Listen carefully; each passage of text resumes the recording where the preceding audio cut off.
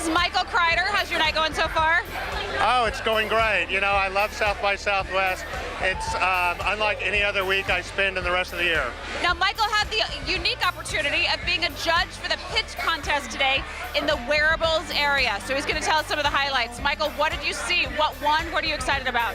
Well, the winner was a company named Scully Helmets for motorcycles, where they build in sensory information and 3D heads-up display inside the motorcycle helmet. So as you're driving along, you can see the navigation. You know, you don't have to turn your head to see anything. You have a rear view camera like you do in your car. It is very impressive. It was definitely a crowd pleaser. But there was a lot of other wearable technologies that I was fans of. And actually, I think that this is a big indicator for brands, because brands should be looking about what the customer path is and figuring out a way to integrate into their clients' lifestyles. And wearables is certainly one way to do it. The trick that they're going to run into is, as one of the competitors said, that there's going to be competition for body real estate, because you don't want to carry or wear so many devices. Right now, they believe that the number is 2 because you've got your phone plus one more. And with the wearables, they don't know. Maybe that number's going to come back to 1. One of the problems with wearables is battery life. You know, it's so hard to charge 4 devices. So tell me about some of the things you saw today that help with battery life. Well, I mean, batteries is actually a physical problem because they generate heat, right? And there's a chemical reaction there. And so there's physicists working on that rather than, you know, entrepreneurs that can do something with 3 people and a cot and a server, right?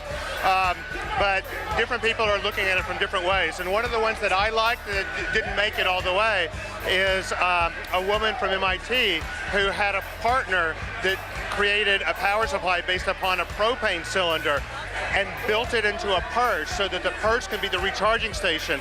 Because it used a propane rather than a battery power supply, it could run for a week rather than having to recharge it every day. Well, I love the one that you were telling me about where it's based on kinetic energy. So we're wearing a shirt that kind of builds up power as we move, and that can actually charge our devices.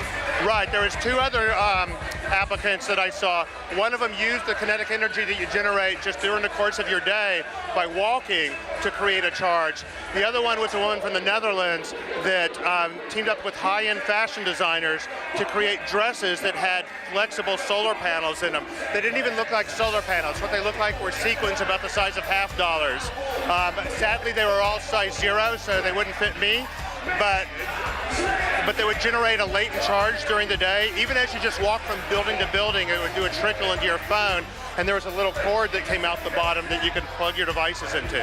See, now that's what I'm excited about. Now, I don't know about the safety of wearing charging devices, literally the charge, you know, the effect it might have on a body, but I love the idea of not having to deal with battery power and charging. So we'll see where it goes from here.